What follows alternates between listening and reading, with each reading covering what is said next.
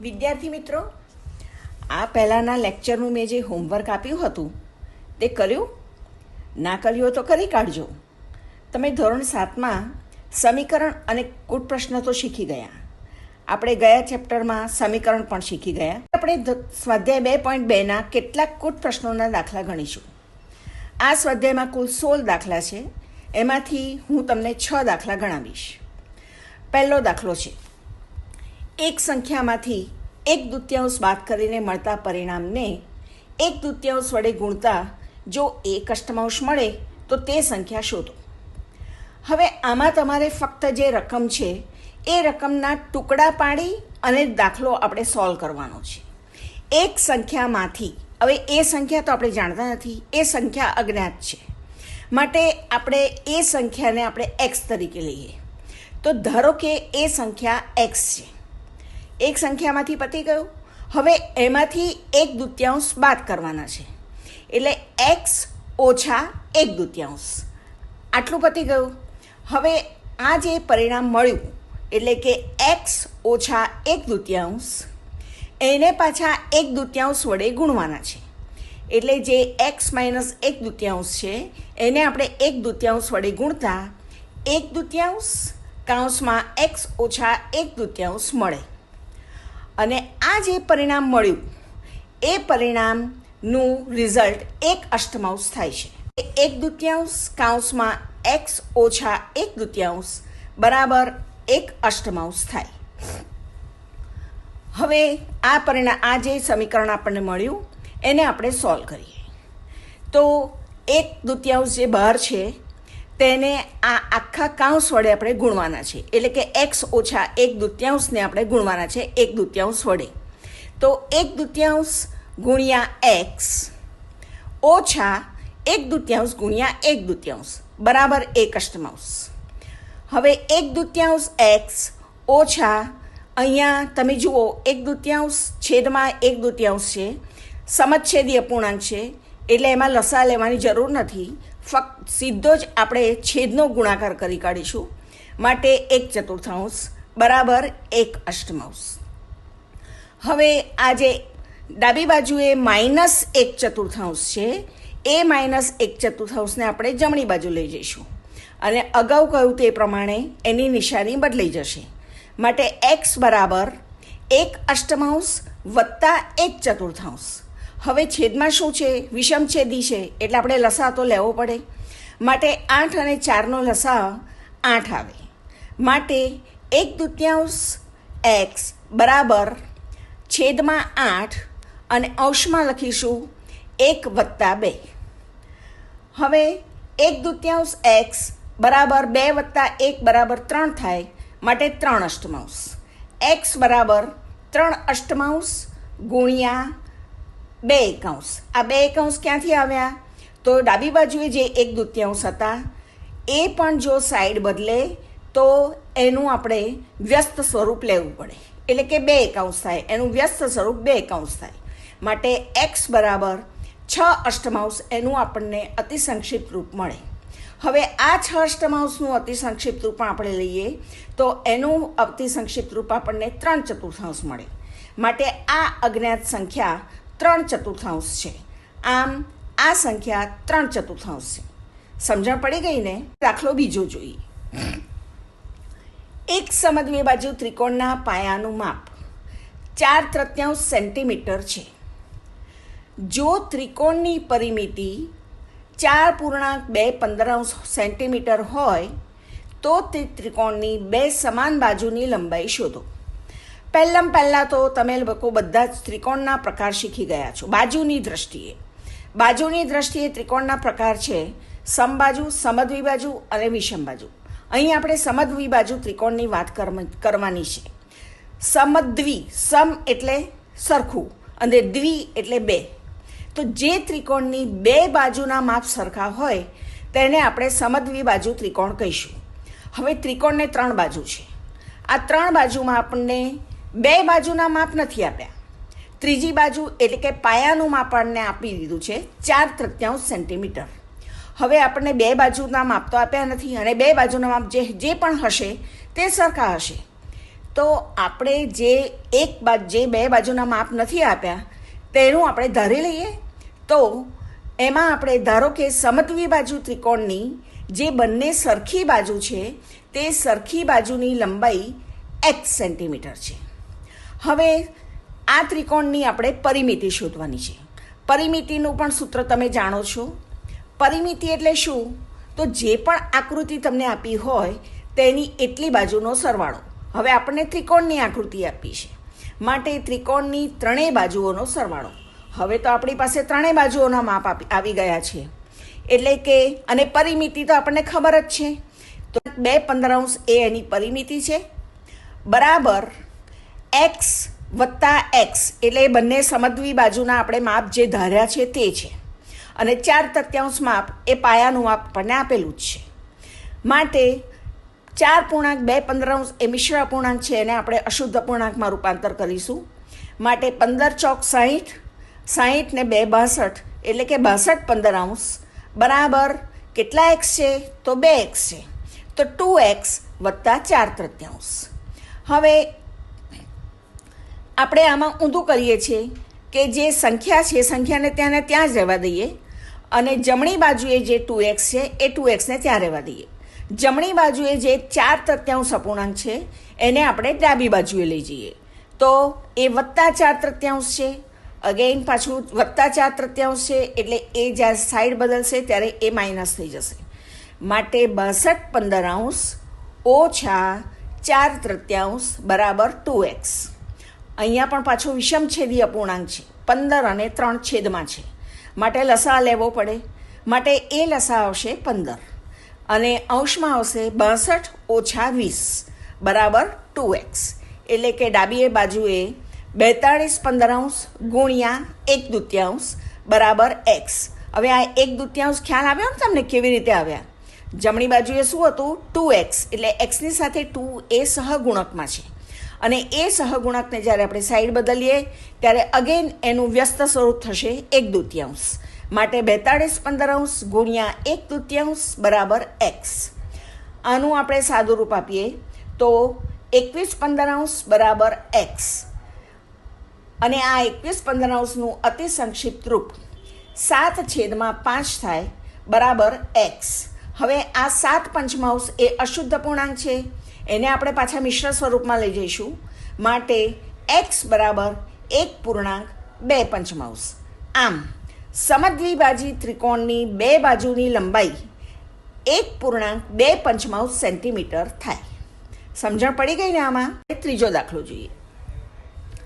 ચડતા ક્રમમાં રહેલી 3 ક્રમિક પૂર્ણ સંખ્યાઓને અનુક્રમે 2, 3 અને 4 વડે ગુણાકાર કરી અને સરવાળો કરતા જો સરવાળો 74 આવે તો તે સંખ્યા શોધો. હવે ધારો કે ચડતા ક્રમમાં રહેલી, ચડતા ક્રમમાં એટલે તમને બધાને ખબર જ છે કે પહેલી નાનામાં નાની સંખ્યા આવે, પછી એનાથી મોટી, પછી એનાથી મોટી. હવે આપણને સંખ્યાઓ તો આપી નથી, એટલે અગેઇન પાછું આપણે શું કરવું પડશે? ધારવું પડશે. તો સમજો કે પહેલી સંખ્યા, નાનામાં નાની પહેલી સંખ્યા સમજો x છે. હવે એની અંદર 1 ઉમેરો એટલે નેચરલી તમને એનાથી મોટી સંખ્યા મળશે, એટલે x વત્તા 1 એ બીજી સંખ્યા થશે. એમાં અગેન 1 ઉમેરો પાછા તો x વત્તા 2 થશે. આમ ત્રણેક ક્રમિક પૂર્ણ સંખ્યાઓ થશે x વત્તા 1 અને x વત્તા 2. આ પૂર્ણ સંખ્યાઓને એટલે કે તમે જુઓ પાછી રકમમાં કે એવું કહ્યું છે કે આ પૂર્ણ સંખ્યાઓને અનુક્રમે 2 એટલે જે પહેલી પૂર્ણ સંખ્યા આપણે જે ધારી હતી એને 2 સાથે સાંકળીશું. બીજી સંખ્યા જે આપણે x વત્તા 1 ધારી હતી તેને 3 સાથે સાંકળીશું, અને x વત્તા 2 એને આપણે 4 સાથે સાંકળીશું. એટલે એના વડે એને ગુણાકાર કરવાના છે આ ક્રમિક પૂર્ણ સંખ્યાઓને. આ પૂર્ણ સંખ્યાઓને એટલે કે xને 2 વડે, x વત્તા 1ને 3 વડે અને x વત્તા 2ને 4 વડે ગુણીને તેમનો જો સરવાળો કરીએ તો 74 આવે. માટે આ આપણે તમને મેં સામે સરવાળો બતાવ્યો છે, 2x વત્તા 3 કૌંસમાં x વત્તા 1 વત્તા 4(x+2 બરાબર 74. માટે હવે એનું ગુણાકાર કરીશું. 2x + 3x + 3 + 4x + 8 બરાબર 74. હવે સજાતીય પદો જોડે લઈ લઈએ તો 2x + 3x + 4x અને 3 + 8 એટલે 9x + 11 બરાબર 74 થાય. આમ હવે પાછા જે 11 સંખ્યા છે કઈ બાજુ? ડાબી બાજુ. ડાબી બાજુને અગેન આપણે જમણી બાજુએ લઈ જઈએ. શું થશે? નિશાની બદલાશે. માટે 9x બરાબર 74 - 11 માટે 9x બરાબર 63 થયા. હવે ડાબી બાજુએ જુઓ પાછા 9 એ સહગુણકમાં છે, એને આપણે સાઈડ પર જમણી બાજુ લઈ જવાની છે, માટે એ છેદમાં આવશે. માટે x બરાબર 63/9 માટે x બરાબર 7 થશે. આમ x બરાબર 7 થઈ. હવે 3 ક્રમિક પૂર્ણ સંખ્યા લેવાની છે, એટલે પહેલી તો 7 થઈ, પછી એની અંદર 1 ઉમેરો એટલે 8 થઈ, અને એની અંદર 2 ઉમેરો એટલે કે એક્સની અંદર 2 ઉમેરો, 7ની અંદર 2 ઉમેરો તો 9 મળે. આમ આ ત્રણેય પૂર્ણ સંખ્યાઓ, ત્રણેય ક્રમિક પૂર્ણ સંખ્યાઓ તમને 7, 8 અને 9 મળશે. ચોથો દાખલો. ભરતના પિતાજી ભરતના દાદા કરતાં 26 વર્ષ નાના અને ભરત કરતાં 29 વર્ષ મોટા છે. જો ત્રણેયની ઉંમરનો સરવાળો 135 વર્ષ હોય તો ત્રણેયની ઉંમર શોધો. હવે આમાં દાદાજી છે, દાદાજીનો પુત્ર પિતાજી છે અને પિતાજીનો પુત્ર ભરત છે, એટલે કે 3 પેઢી છે. બરાબર. હવે નેચરલી કોણ નાનામાં નાનું હોય? તો ભરત. એનાથી મોટું કોણ હોય? તો પિતાજી. અને એનાથી મોટો કોણ હોય? તો દાદા. હવે આપણને કોઈની ઉંમરની વાત કરી નથી આમાં. હા, ઉંમરનો સરવાળો આપ્યો છે. હવે આપણે શું છે કે સૌથી નાનો ભરત છે, ભરતની ઉંમર ખબર નથી, માટે આપણે ભરતની ઉંમરને ધારીશું. તો ધારો કે ભરતની ઉંમર x છે. હવે ભરતના જે પિતાજી છે તે ભરતના દાદાજી કરતાં 26 વર્ષ નાના છે. એનો અર્થ શું થયો? કે ભરતના દાદાજી તેના પિતા કરતાં, એટલે કે ભરતના પિતા કરતાં 26 વર્ષ મોટા છે. માટે ભરતના દાદાજીની ઉંમર કેટલી થઈ? તો ભરતના દાદાજીની ઉંમર x + 29 + 26 વર્ષ. હવે જે 29 અને 26 છે બંનેનો આપણે સરવાળો કરીએ તો એ આપણને x + 55 વર્ષ મળશે. જોઈએ તો હવે ત્રણેયની ઉંમરનો સરવાળો કરીએ તો x + x + 29 એટલે x એ કોની ઉંમર છે? તો x એ ભરતની ઉંમર છે. x + 29 એટલે કે ભરત કરતાં પિતાજી 29 વર્ષ મોટા છે, એટલે x + 29 છે. અને દાદાની ઉંમર છે x + 55 એટલે x + 55. ત્રણેયની ઉંમરનો સરવાળો કરીએ તો 135 વર્ષ મળે છે. હવે અહીંયા જુઓ કેટલા x છે? 3x છે, એટલે 3x થઈ ગયા, વત્તા 29 + 55 બરાબર 84. માટે 3x + 84 બરાબર 135. ડાબી બાજુ જુઓ અગેન, +84 છે, સાઈડ બદલશે એટલે માઇનસ થઈ જશે. માટે 3x બરાબર 135 - 84. બંનેની બાદબાકી આવશે 51, માટે 3x બરાબર 51. હવે પાછું એક્સની જોડે સહગુણક કયો છે? ડાબી બાજુ જુઓ, એની જોડે સહગુણક 3 છે, સાઈડ બદલશે એટલે છેદમાં આવશે. માટે x બરાબર 51/3 માટે 17 તરી 51, x બરાબર 17. એટલે આપણને x ઉંમર કોની ધારી હતી આપણે? ભરતની. તો ભરતની ઉંમર કેટલી થશે? 17 વર્ષ. ભરતના પિતાજીની ઉંમર x + 29 હતી, માટે 17 + 29 બરાબર 46 વર્ષ.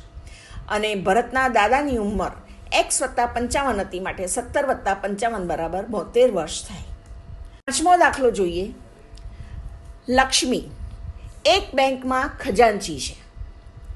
તેની પાસે અનુક્રમે 100 રૂપિયા, 50 રૂપિયા અને 10 રૂપિયાના મૂલ્યની ચલણી નોટો છે. આ જે નોટો છે તેની સંખ્યાનો ગુણોત્તર અનુક્રમે 2:3:5 છે. જો કુલ રકમ 4 લાખ રૂપિયા હોય તો લક્ષ્મી પાસે દરેક મૂલ્યની કેટલી ચલણી નોટો હશે? ખજાનચી છે એટલે એની પાસે પૈસા તો હોવાના જ. માટે ધારો કે લક્ષ્મી પાસે, હવે આપણને ખબર તો નથી કે કોની રૂપિયા ખબર છે, પણ એ રૂપિયાની કેટલી નોટો છે ખબર નથી.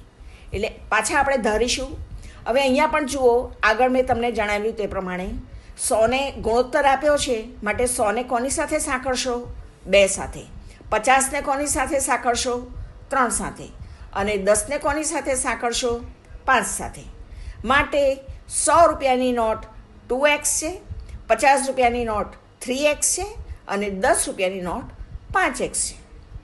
હવે આપણે જોઈએ તો લક્ષ્મી પાસે 100 રૂપિયાની નોટની કિંમત 2x ગુણ્યા 100 બરાબર 200x છે. લક્ષ્મી પાસે 50 રૂપિયાની નોટની કિંમત 3x વત્તા 50 ગુણ્યા 50 બરાબર 150x રૂપિયા છે. અને 10 રૂપિયાના નોટની કિંમત 5x ગુણ્યા 10 બરાબર 50x રૂપિયા છે. હવે આપણને ખબર છે, આ રકમમાં આપેલું જ છે કે લક્ષ્મી પાસે કુલ કેટલા રૂપિયા છે? તો 4 લાખ રૂપિયા છે.